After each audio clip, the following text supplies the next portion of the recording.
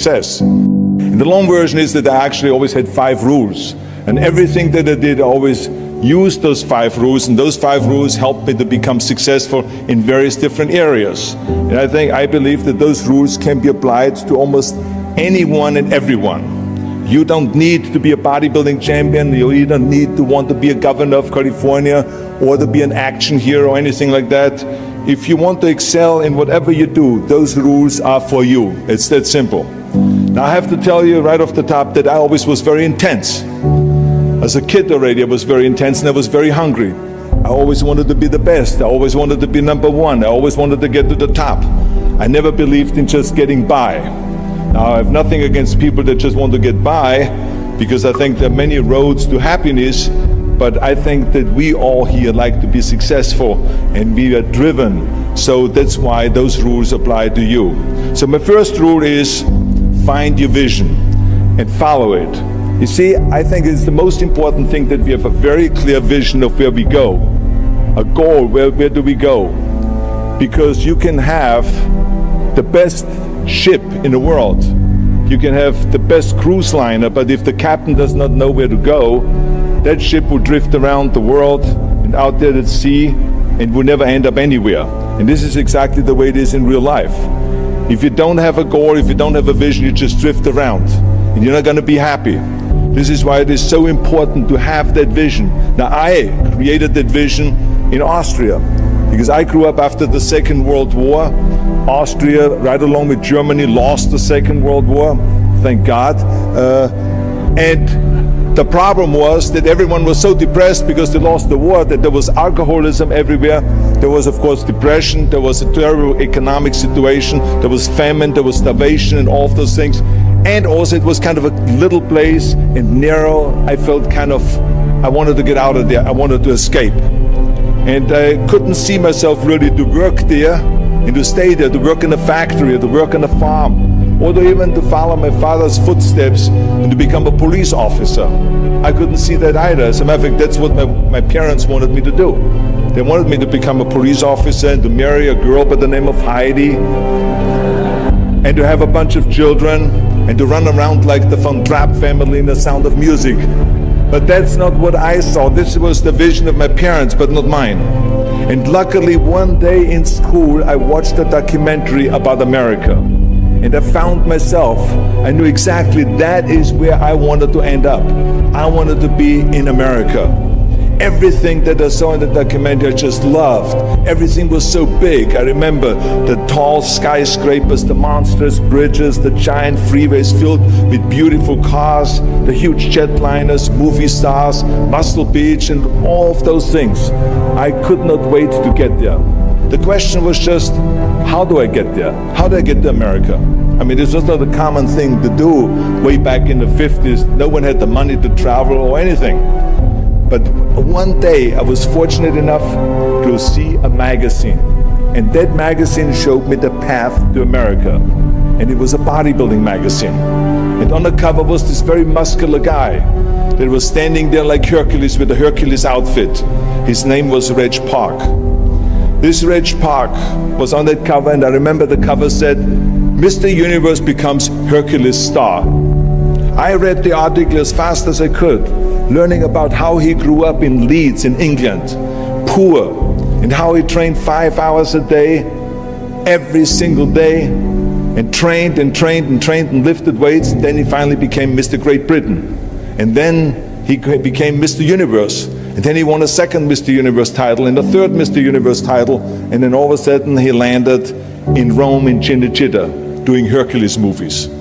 And there he made millions of dollars, and this money he took and bought himself a gymnasium chain in South Africa, and he became a successful gymnasium owner. And as I read, I became more and more certain about my own future. As I read this story, I was so excited, so interested. I knew exactly that I wanted to become another Reg Park. I know he laid out the blueprint for my life, basically. I could see myself, I could visualize myself clearly to be a champion on that same stage where he won the Mr. Universe, and then to move to America, then get into movies, and then become rich and famous. I had that vision very clearly laid out. I was so happy that I knew exactly where I was going. From that moment on, everything that I did, no matter how hard I had to work or how much I had to struggle, it didn't matter. It was a wonderful joyride because I knew what the purpose was and I found my passion. The simple truth is, if you don't have a vision, if you don't have a goal, if you don't see your future laid out in front of you, you're just floating around without a purpose. And I think that the numbers speak for themselves. This is why so many people around the world are unhappy with their jobs. I mean, in America, 74% of the people hate their job and would like to change jobs. But think about that. That means that only a quarter of the Americans love their life's work. I mean, that is a very depressing statistic. I always smiled when I worked, no matter how hard I worked. I always had a great time, no matter what I did. It didn't matter if it was in bodybuilding, or if it was in the movies, or if it was as governor. I remember in the pumping iron days, people ask me in the gym all the time, why are you smiling all the time? Why are you so happy? You have to lift 50 tons of weights. You have to train 5 hours a day. I mean, I look at the other bodybuilders' faces and lifters' faces, and they look kind of depressing. They look sour. They're miserable that they have to lift weights. You don't look miserable, you look happy. And I tell them always, I say, I smile because I know exactly that every rep that I do, that every set that I do, every weight that I lift, I get one step closer to turning that vision of mine into reality and becoming that Mr. Universe. I could not wait to lift another 500 pounds in the squats. I could not wait to do another 1,000 sit-ups. I could not wait to do bench press, more bench press and more curls until I couldn't move my arms anymore. Because I knew that every rep got me closer to standing on that stage as a champion. As a matter of fact, when I lifted weights, I didn't really feel like I was lifting weights. I felt like I was lifting a trophy over my head each time I lifted. And to have all those bodybuilders around me and thousands of people screaming. And I tell you that this vision didn't just help me in bodybuilding, it helped me with everything, like I said. I remember in the movie business, there was many times stunts that I had to do where I got hurt, where I was in pain, in agony, and had to do it over and over again. I remember one incident specifically on Conan the Barbarian. There I was crawling on all four, on rocks, over rocks and gravel, holding my sword right in front of me. And as I was crawling, the camera followed me. And it was around 30 feet that I crawl on those rocks and this gravel. And eventually, after 10 takes, my elbows, my knees started bleeding and hurting. And the director came to me sheepishly and said to me, he says, do you mind if we do another take? I need a close-up of you. And I said to him, no, I don't mind at all. I said, go and do as many takes as you want. He says, no, I don't want to do that because I know you're in pain, you're bleeding. I said, no, I don't feel any pain. I said, the only thing I see is the finished scene. I see the finished scene of me crawling on all four with my sword in the front, crawling up and sneaking up behind Thulsa Doom, the main villain of the Conan movie that killed my parents, and rising up behind him and cutting his head off. That's what I see. Remember, crush your enemies, see them driven before you, and hear the lamentation of their women. So this is why, because I visualized that scene, this is why I did not feel that pain. I did not care if I was bleeding on my knees, because I knew that pain is temporary, but the film is permanent. And I explained that to the director, so this is why I try to tell you, always discover your vision, and the rest will follow. Now my second rule is never ever think small. If you're going to accomplish anything, you have to think big. You have to go and shoot for the stars. The biggest challenge most people have is because they think small. And the reason why people think small and why they choose small little goals is because they're afraid to fail. They know that if you shoot for a big goal, then the chances of failing are very high. And they're afraid of failing. It's one of the most common things why people are frozen and why they can't make a move in life, because they're scared of failing. I say to myself, hey, I'm not worried about failing because That's part of life. You're not gonna go and win everything. And how far can you fall? Look at this is the ground. That's as far as I can fall. And you know something? That the only time you really consider the failure is if you fall and you don't get up. But if you get up, you never consider the failure. So I never considered myself a failure. I always considered myself a winner, even though I fell every so often. But I always got up and I always moved forward. This is the important thing. I never had any patience, of course, for thinking small, because in German we have a saying, wenn schon, denn schon. And that means that if you do something, then go all out and do it well. And this was not just the case in bodybuilding. I didn't just want to be a bodybuilding champion. I wanted to be the greatest bodybuilder of all times. I wanted to have the most muscle, the most muscle of all times, the most definition. I wanted to win the most trophies, the most world championship titles. I just wanted to be the best. And the same is also in movies. I didn't just think about being in movies. No, I wanted to be a movie star.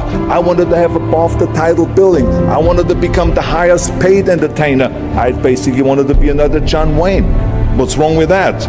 And then the same is in politics. I didn't just want to go and be in politics and enter a race for city council. I mean, let's be honest, does that sound right? Schwarzenegger, city council? No, come on. Not even Schwarzenegger and mayor. No, it had to be Schwarzenegger running for governor, but not just any governor, but governor of the greatest state in the United States, of California. That was the important thing. I give you an example of thinking big. When I became governor, I wanted to rebuild California's ancient infrastructure. You see, America has been living off infrastructure that was built in the 50s and 60s, and it drives me absolutely insane that America hasn't started rebuilding that infrastructure. I mean, we haven't invested in new roads or in new transit, or in schools, or in energy, or anything like that for decades. The number of cars that we have now in America are 4 times as many as we had in the 60s. So therefore, we should be having 4 times as many freeways, 4 times as many tunnels, 4 times as many bridges and all this. But we don't. So this is why I wanted to get our act together and do the upgrading, at least in California.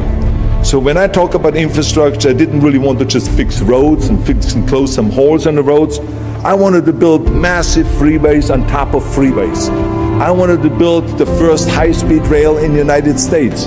I wanted to build more bridges and more tunnels, more on-ramps and off-ramps. I wanted to see literally cranes everywhere. Well, there was no excuse for Californians to get stuck in traffic, and there was no excuse really to send your kids in overcrowded classrooms in schools, and there was also no excuse that Los Angeles has a 100-year-old sewage system. That's shitty, I think. At first, of course, some of the legislators looked at me like I was absolutely insane when I told them this vision. They were willing to spend maybe $5 billion, which of course is petty cash in compared to what my vision was. But so some politicians, of course, had a hard time to see the big picture because they didn't really ever travel outside California. So they haven't really seen big infrastructure. They haven't really seen big infrastructure all over the United States, or maybe in Asia, in China, or in Korea, or in Brazil, or in European countries, or here in Australia maybe. So they haven't seen that. And then of course there are other politicians that simply don't have a vision of the future past the next election, which is a common problem politicians have all over the world. So it was my job as governor to motivate them, and to take them and to see the traffic jams in Los Angeles, and to see the overcrowded classrooms, and to see all the problems that we have. That kept pushing and pushing, and I pumped them up enough that eventually they saw the big picture. And eventually Democrats and Republicans came together, and we invested $60 billion to rebuild California's infrastructure, the biggest investment of our state in 50 years. So that's what we did because we had a big vision, and everyone bought in on this big vision. So remember, never think small, think big. My third rule is ignore the naysayers. I think it is natural that when you have a big vision and big dreams and you have big goals, that people are going to say around you, I don't think it can be done. I think it's impossible, or no. I tell you, I heard this all the time, but I want to tell you, don't ever let them stop you from dreaming and from shooting for the big goal. Because eliminate just simply those words, no, impossible, and it can't be done. I mean, in each one of my careers, when someone said it's impossible, I heard it's possible. When someone said it can't be done, I heard it can be done. And when someone said no, then I heard loud and clear, yes. So this is what I believed in. I am a big believer of what Nelson Mandela said. He said it always seems to be impossible and still someone does it. And that's exactly what it is. And I wanted to be that one that does it.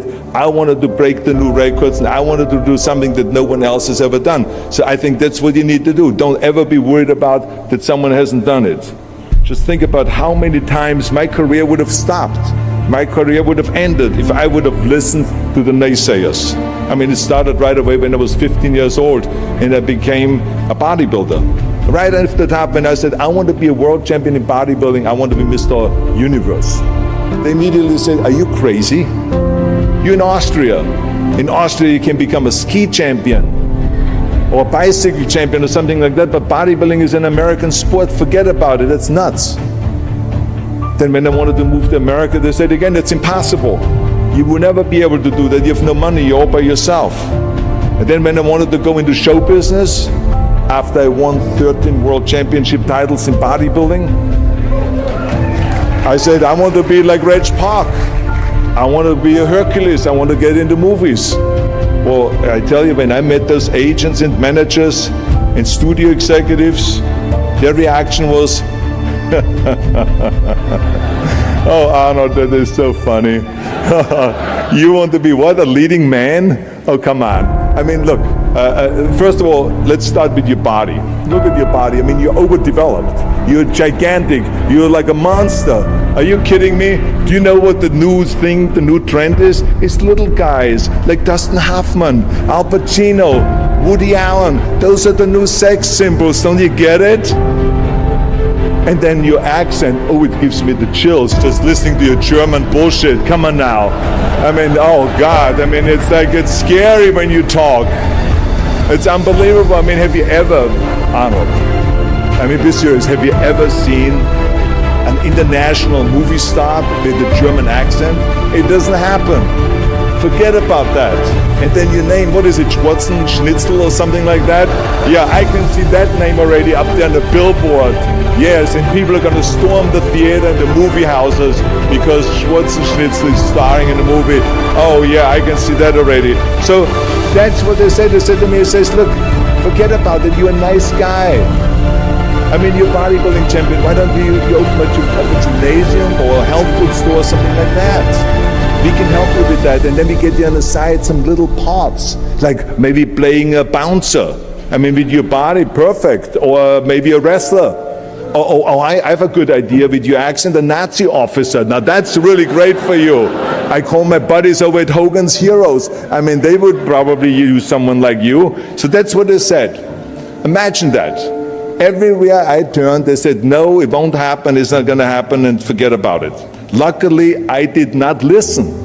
I did not listen because I knew if I worked hard enough and if I worked as hard as I did in bodybuilding, 5-6 hours a day, that I will make it, that I could prove them wrong. And I started working very hard. I started taking acting classes, English classes, speech classes, dialogue classes, even accent removal classes. I ran around all day saying lines like, a fine wine grows on a vine. Because you see, we Austrians and Germans have a difficult time with the V and with the W and with the F, we get it all mixed up. So it was a fine wine grows on a vine, or the sink is made out of zinc. And all those kind of lines. I said over and over, and you know something? All of a sudden, I got a little break. In the early 70s, I remember, all of a sudden, I got a TV show, a little part, then another little part, and then all of a sudden I got a phone call from Lucille Ball to be in her special Happy Anniversary and Goodbye, which was with Art Carney. I had this 6-minute scene as an Italian masseur. Now most people don't know the difference between an Italian accent and the German accent, so I got away with my German accent. But I played this Italian monsieur and I was so delighted. And then right after that I got a guest starring role in Streets of San Francisco with Michael Douglas and Carl Malden, and then Pumping Iron and Stay Hungry, and then of course I landed the big role of as Conan the Barbarian. So finally I got the big break. And you know what was so interesting about it was that as soon as we were finished with the Conan movie, we were out there on a promotion tour, and the director said at the press conference, the director is John Milius, he said, if we wouldn't have had Schwarzenegger with those muscles, we would have had to build one. Now think about that. Before it was this huge obstacle to have this body, and all of a sudden the director says, if we wouldn't have had Schwarzenegger with his body, we would have had to build one. Now what a turnaround. And then when I did Terminator, James Cameron said, which was really great, he said the I'll be back line became one of the most famous movie lines in history because of Arnold's crazy accent, because he sounded like a machine when he talks. So as you see, everything that the naysayers said was a liability became an asset.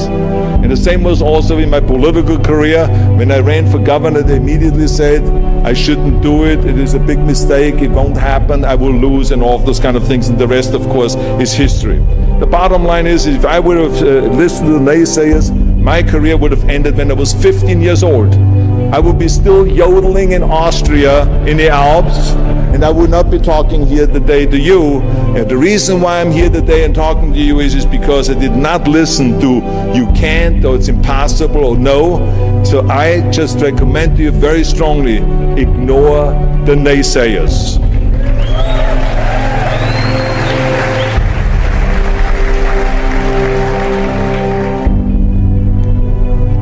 My fourth rule is work your ass off. Nobody ever stumbled upon success by accident, except maybe the guy who found gold in California. But don't ever think that you can be that guy. I mean, you never want to fail because you didn't work hard enough. I always believed no stone unturned. Work your butt off. That's what I always believed. No matter what you do, work, work, work. I remember Muhammad Ali, one of my great heroes, had a great line in the 70s when he was asked, how many sit-ups do you do? He said, I don't know, because I start counting only when it starts burning. When it starts burning, that's when it starts counting. You see, that's what makes you a champion. It doesn't matter in what area you're in. No pain, no gain. The bottom line is, one of my rules, which is work your butt off. If you don't apply that rule, all the other rules won't mean anything. I mean, it drives me absolutely nuts when people say, I don't have time to work out. Haven't you heard that many times? I don't have time to work out, or I have worked so hard all day, I'm tired, I cannot work out anymore, or I cannot read another book, or I cannot improve myself, or I don't have time, or I work so hard that I cannot really improve my business, or I cannot grow as a person, or any of those things. What the hell are we talking about here? I mean, the day is 24 hours, you sleep 6 hours, so you have 18 hours left. I mean, I know there's some of you out there that say, well, wait a minute, I sleep actually 8 hours, but that's just sleep faster, okay? You didn't, I mean, let's not get bogged down with this stuff here. Listen, when I came to the United States, I remember that I trained 5 hours a day, every day, and I was managing a construction business, and I was a bricklayer, and I went to college also, and I took acting classes from 8 o'clock at night to 12 o'clock midnight. All of that in one day. Every day I did that. I did not worry about it. I knew that I had 24 hours and I didn't want to waste one single hour. Because I believe of what Ted Turner said, who is one of the great entrepreneurs who started CNN and so on. He said, early to bed, early to rise. Work like hell and advertise. So that's what I believe. Just remember, you can't climb that ladder of success with your hands in your pockets. You must work your ass off. It's that simple. And my fifth and last rule is, don't just take. Give something back. Leave your mark on the world. I believe that we all have an obligation to do something for our community, something for our state, something for our country. We must serve a cause that is greater than ourselves, because we all know that in the end we will be judged not by how much we made, but by how much we give. Ever since America greeted me with open arms, I've had this sense of responsibility, and I felt obligated to give something back to America. Because I know that everything that I have accomplished is because of America. If it's my bodybuilding career, if it is my show business career, my political career, the money that I've made, my great family that I have, all of this is because of America. But I have to recognize the fact that America did not become the land of opportunity in this great country by itself. No, in history, people worked tirelessly in America. People fought and people died to make it the land of freedom and opportunity and the land of liberty. So now it is our responsibility, if we want to keep it the #1 country in the world, to work for that and to give something back to that country. And it doesn't matter if you're in America, or if you're in Australia, or if you're in China, or if you're in Japan, or in Italy. It is the same thing. You all have to give something back to your country, no matter where you're from. Now, I love the words of my father-in-law, Sergeant Shriver, who started the Peace Corps, the Job Corps, legal aid to the poor during the Kennedy and during the Johnson administration. He was the #1 public servant, and he always inspired me to become a public servant. He was one of my heroes. He said at Yale University at a commencement speech, he said to the students, tear down that mirror. Tear down that mirror that makes you always look at yourself. And you will be able to look beyond that mirror, and you will see the millions and millions of people that need your help. And I saw those millions and millions of people. And this is why I tried to take every opportunity that I could to give something back. I started training Special Olympians, people that were intellectually handicapped, to help them with weightlifting and powerlifting. I became the international powerlifting coach and the torchbearer for Special Olympics. Then later on, I joined the Simon Wiesenthal Center to fight prejudice, so we don't have the things happening again as we had during the Second World War, during the Nazi Reich. And I joined also the President's Council on Fitness. I became the chairman under President Bush from 1990 to 1993. To be the chairman and to promote health and fitness in all 50 states. I traveled all 50 states. I started after-school programs for the most vulnerable children, for inner-city children, to make them be able to say no to drugs, no to gangs, and no to violence, and to say yes to education and yes to life. And every single time I reached out and I gave something back, I felt fantastic. Nothing made me happier. I would rather play chess with an 8-year-old kid in an after-school program, or play golf, a round of golf with a Special Olympian, than go down another red carpet of a movie premiere. And I have nothing against movies, but to give something back to me is more important than just to think about myself. Eventually, the joy of giving back was so great that I decided to become a public servant full-time and to turn my back, actually, and walk away from my career as an actor. After I finished promoting Terminator 3, I jumped into the race, into the governor's race in California, and I ran for governor. And even though my friends advised me not to do that, they said, "Are you crazy, Arnold? Don't you understand that you would lose now this $20, $30 million a movie that you're getting paid?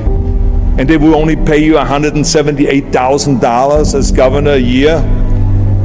Well, I didn't care, because I knew that all the money that I've made and to be in that position in the first place to make this money is because of America. It was time to give something back. So I became governor, and I didn't even take the $178,000. I gave it back to the taxpayers because it was petty cash. It's the last thing I needed. And I can tell you that those 7 years were the most exciting and the most rewarding and the most gratifying years of my life. To work all day long, to solve problems and to serve the people was absolutely heaven. It was the best job I've ever had. But I also knew that eventually it's going to come to an end. And after 2 terms, it did come to an end.